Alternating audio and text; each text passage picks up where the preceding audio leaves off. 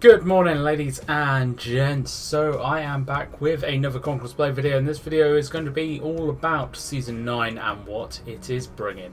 Before we get into the video though, hit that subscribe button if you want to be kept up to date with the latest and greatest of Conquerors Blade. So Season 9 is dropping for us on the 28th of September, so actually tomorrow morning, and with it comes a whole host of different changes, implementations, new stuff and changes as well. Now I'm going to show off as much as I can. I unfortunately missed the preview event, I missed any questions and answers and all the rest of it, but I'm just going to run through as much as I can, and I'm going to cover some of the patch notes which you definitely need to be aware of for tomorrow's release of Season 9 Tyranny. So this season is introducing 3 new different units, and we are going to be focusing more on the Borderlands for this season. So I'm going to do the usual kind of just run through everything, show you the runes, show you the battle pass, show you the new armors which are coming, of which this is the level 100 one, and I'm going to show you a few other bits as well. Once I've actually gone through everything and shown you stuff, what I will do is I will literally bring up the patch notes and I will cover each of the the main parts of the patch notes that you're going to be need to be aware of for the drop of Season 9 tomorrow. I will of course put a link in the description box below for you as well, so you can go through and read all of those notes to your heart's content. So we can start off with the battle pass. Exactly the same setup as usual. 100 will get you the seasonal armor.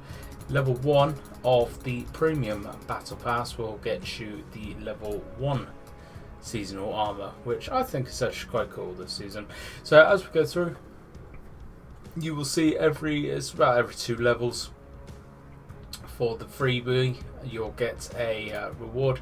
Every single level for the paid battle pass, you will get a reward. It is always worth going through, and if you can afford it near the end of the season, always picking up the battle pass when they actually reduce it down in price a little bit, because the amount of rewards you actually get from the battle pass are very much worth it.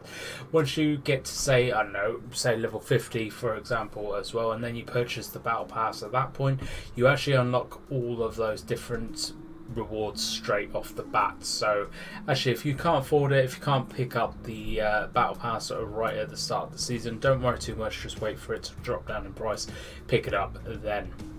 So going through the battle pass, as you can see, I'm just going to roll through all the way up to level 100 so you can just see some of the rewards that are coming. This is the unit attire, which isn't bad, that's alright.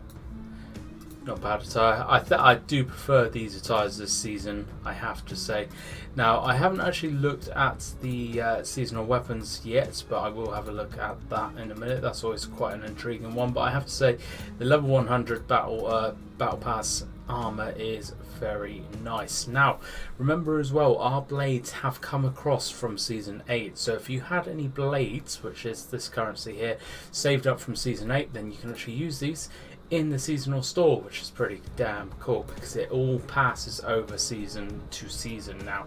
Now, a lot of these weapons are looking very deadly, very pointy, very spiky, and I have to say I actually quite like that glaive. That is a mean looking glaive. So I'm not going to pull up all of these, you can have a look at these. Obviously these are unlocked through a chest, which you will get a certain point during the battle pass. But if you're playing say 2 weapons, then the other one you're going to have to pick up for 1500 blades, which to be fair is a pretty cheap price. You'll pick that up pretty quickly. So just going through, we've got obviously some additional kind of skins as well from previous seasons, which kind of have just been re-mocked up as well. I couldn't tell you which season this is actually. I don't recognise really any of these. I don't think they're brand new ones, but if you like the look of some of these instead, then obviously you can drop some of your blades onto these instead. Going through, and we've got all of the different armors and stuff as well. I think this is season 5 if I'm right. Pretty sure this is season 5 stuff, so this is all reworked season 5 stuff. As usual, all the different rewards as well. Really do highly suggest picking up these. If you've got 10 blades spare, pick up as many of these too as you can, especially the unit experience card. Get your units leveled up very fast. Weekly challenges are just broken down as they always are. Season challenges as well, obviously you can always go back a season, so it's quite easy to do, and the user experience, the user interface for this has not changed whatsoever. Now the campaigns, we are going to be starting off in probably one of these 3 regions, and then we're going to be moving over to the Borderlands. The Borderlands is going to be the main kind of place for this season. I think this is going to be quite an interesting kind of war. I'm not sure why they've blocked off the southern regions, but never mind. So we've got 4 regions in total, and it looks like it's going to be going to about, I would say it's going to probably be a little bit later than that. I think this season will probably end about the 12th of December or about then. Usually these dates aren't set in stone on the preview event, so that's kind of what I'm just going off by from this. Now the runes, everybody is interested in the runes, and I am definitely one of those people. So I've had a look very quickly through the runes. I have to say I am not impressed with the glaive ones, unfortunately. As ever, they seem to be really lackluster. I'm going to leave the screen up for a little bit just so you can go through and actually have a read through of your certain classes kind of runes. For the glaive, I feel we've been really let down this season. I don't think, like, this is okay, but I'm pretty sure we've got something like that in season 8 already, and I feel a little bit let down, especially because the glaive has had a nerf as well this season, unfortunately, which I will cover in the patch notes in a minute. So just going back down through all the helmets and armor ones as well, so you can have a quick read of this. Obviously, if you are looking at reading through any of this, you can just hit pause on the video and you can just pause it, rewind it, fast forward it, so you can actually read all of these properly. But I'm not going to go through all of these. A lot of them are mainly the same, and because I don't really play any other weapon classes, I don't understand actually if any of these are any good or not, so you have to make your own decision on that. So the units that have come into the game this time around, so we have got the level 5, or the Golden Era Imperial Grenadiers. I believe these are called the Shenji Grenadiers as well. So these guys have a musket and they have grenades, and I can imagine they are going to be pumping out some big old damage. It's going to be quite interesting to play some of these, to be honest. Unfortunately, I haven't had the chance to actually play any of these because I joined the preview event quite late. But I will be playing these tomorrow as well. Now, with these guys in particular as well, I have noticed something on the unit tree, and that is, I believe, don't take my word for it, take this with a pinch of salt, but I believe they are going to be unlockable on this tree as well, because as you can see here, even though this is saying coming soon, it says already assembled, which I think it's going to be unlockable through this kind of ways and means as well, because when you look at the level 5 archer unit, which still isn't in the game, why do I keep saying level 5? The golden tier archer unit, there's nothing there, so I haven't got that unit, whereas I've got those Shenji Grenadiers, and I'm pretty sure we're going to be able to unlock it through here as well. So on the unit tree, I'm going to go back to the other units in a second, but on the unit tree I just want to quickly mention there are now new nodes on here as well, so when you get into the game tomorrow, have a proper look at this and unlock some of those extra nodes, because I can see that some things, or some units on here, do actually have a fair few extra nodes, which is obviously going to buff their skills, it's going to buff their damage, their defenses, everything like that. So make sure you're going through and unlocking as many of those as you possibly can. Going back to the units then, so we have those as our golden tier units this time around. We have our epic axe raiders, which look pretty cool. I like the look of these guys. I don't know too much about this season's units, unfortunately. So it's going to be more of a wait and see kind of thing, I think, tomorrow. As soon as I actually realise and know what lines are best for all of these guys, I will of course make a different video for them all. But I think these guys are going to be quite devastating, to be honest, as a seasonal axe unit. And we have our blue javelin horse guys. So these guys rock about and also chuck javelins at you and then Foxtrot Oscar out. So I can again imagine these guys are going to be doing some sick, crazy damage tomorrow. These guys will be unlockable first. You need to unlock those guys first, then you'll be able to unlock these, and then you'll be able to unlock these. But they will only unlock at certain points through the season, which is, I personally think, the best way of doing it. Unfortunately, there's no dates on here for them. Sometimes they actually tell us what the date's going to be, but they haven't this time around. Or have they? Yeah, the tier 5 if you want is usually quite a bit away. Just take these dates and times as a bit of a pinch of salt kind of thing, because this may not be set in stone at this point. But I do like these new screens, actually. I do like this. It's very cool to actually properly look at them. So that is everything from, I believe, that's new coming into the game. So what I'm going to do now is just cross over to the patch notes, check a little bit of gameplay up from Season 8, and I'm just going to read through all of the patch notes that you need to be aware of. Okay then, so onto the patch notes for Season 9 Tyranny. Now I'm not going to read through every single note, so like I said, I will leave a link in the description box below for you, so you can if you want to. I am just going to very quickly skim through all of the major points of these. So obviously they have added all the new content. They have added bandit raids as a separate tile in the matched battles interface as well, and they've activated the fame system and the garrison quartermaster store. So those are going to be the seasonal kind of places to go and unlock your kind of fame and the different kind of armors and stuff that come with the seasons. So 3-star Outriders will be available through challenges tomorrow. 4-star Axe Raiders will be available from October the 4th, and there is no date currently for the Shenji Grenadiers, but I believe it will probably be a few weeks after the 4-star Axe Raiders come in.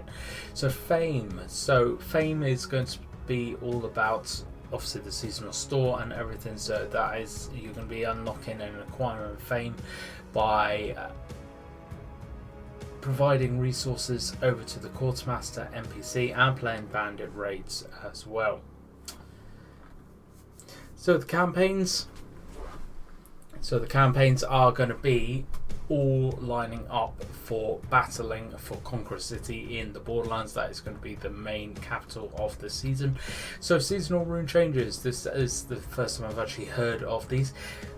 They have actually taken all of the runes from Season 7 Wolves of Ragnarok and Season 8 Dynasty, and the ones that they fit best in with this season, they've actually kind of reworked them and chucked them back into circulation, which is, I'm not sure, there's nothing new. They've just kind of reworked stuff. Gonna have to wait and see actually what kind of things people do find are the meta tomorrow.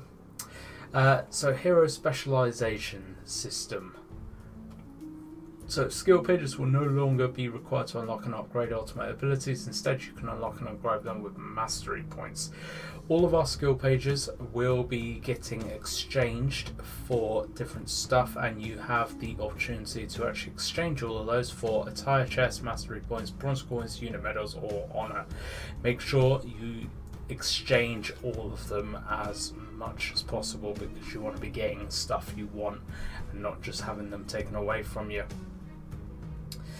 So they've obviously done a few unit tree changes, which I've already gone through. Item changes as well, so they're merging the personal history and the unit training plan into scroll renewal, which will reset hero attributes and unit nodes.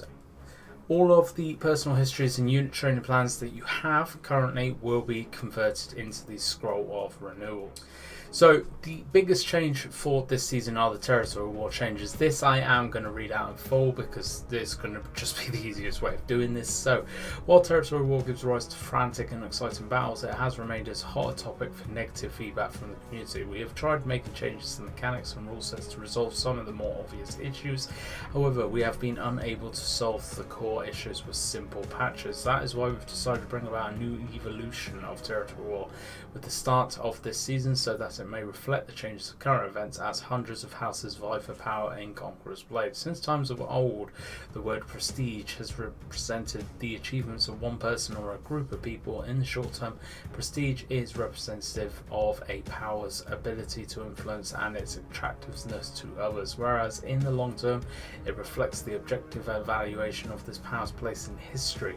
After much consideration and discussion, we've decided to make available the first new iteration of the prestige system. It is our goal to have this revamped prestige system play a crucial role in territory wars. So they are changing up literally everything for territory wars, and there's so many changes here. There's so many changes, and it's all about making territory wars more fair. It's all about actually punishing those that do not play the game fairly, and it's going to be interesting to see on Saturday, which I think is going to be the first territory war of the season, just how much of a difference all of this stuff actually makes. I'm not going to go through all of it because there's so much stuff here, but it is changing everything about territory wars, so definitely have a proper read through of this so you actually understand what you need to do and what your house needs to do as well to actually be in with the best chance of going through territory wars this season. So a few other changes as well. They've changed the speed out in the world map, which thank God they've finally done that. And actually they have buffed the speed up quite a bit of all units, which is really nice to see. So no longer are we going to be spending 20 minutes running from one side of the map to the other. Now we should be able to do it in about 10-15 minutes, which doesn't sound too great still, but it is far better than how long it has been taking. So not only have they changed all the territory wars, they have actually changed all of the cohort stuff as well, and it's going to be again interesting to see how this has changed specifically. But there is also going to be NPC factions joining into the fray now as well, and I believe these guys will be able to launch their own attacks. They will be able to do certain things like building siege towers, building trebs, things like that, and I believe I did read somewhere if you are part of a cohort you can join these AI fights as well on their side and actually attack houses to try and take a fief off their house. So there has been some hero balances, optimizations, I say very loosely, because they have actually nerfed the damage from blunt skills, which personally I'm totally not in agreement with at all, because I think that kind of separates some of the classes away from each other. But the glaive is by far the hardest hit with this one, because not only have we had one of our major damage dealing skills affected quite badly by this, we've actually had our ultimate affected quite badly by this as well. It's going to be a real shame because not many people play glaive already, and I can see with this there's going to be a lot less people playing glaive as well, which is a real shame. So there's going to be a lot of unit nerfs against heroes as well. These include all firearm infantry, all heroic era and golden era cavalry units, Pavis crossbowmen, berserkers, landsknechts, prefetch pikes and iron cap swordsmen. All of them have had their damage against heroes reduced by 15 up to 35%, which is a huge nerf in damage. I personally feel that this kind of makes a lot of these units now totally null and void. There's going to be absolute pointless playing them because they are just not going to be able to put the damage out against heroes now, which makes them what I feel personally is totally and utterly useless. It's still going to be alright against units, but the way I see the game is going is it's becoming more of a hero versus hero battle simulator, which is a real shame because it is starting to really lose its kind of major selling point of unit warfare. By making units do a lot less damage to heroes, it kind of just makes them null and void personally, but we will wait and see tomorrow if actually they are, if my concerns are legit or if they are baseless concerns. We will wait and see tomorrow. Very quickly as well, all of the armor and weapon schematics are now being merged into one single schematic for each thing, which is really nice. It should save up loads of room, so expect loads of room in your storage and your inventory tomorrow. They actually do detail all of the unitary node changes in the patch notes, which is actually really nice because it does show there's been quite a few different unit node changes actually, so definitely go through and have a look through all of that. That is pretty much it though for all the patch notes. That is pretty much it for the preview event of Season 9. Obviously there will be stuff that I've missed out, there will be stuff that doesn't actually become apparent until tomorrow when the official version launches.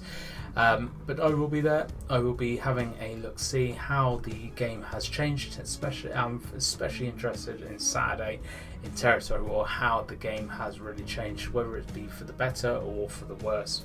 We don't know until literally we are there doing it. So, what are your thoughts on Season 9? What are your thoughts on everything you've seen, that you've heard? Do you think the game is going in a good direction, or do you think actually there might be still quite a bountiful amount of necessary changes for the game to really keep it going in its kind of life?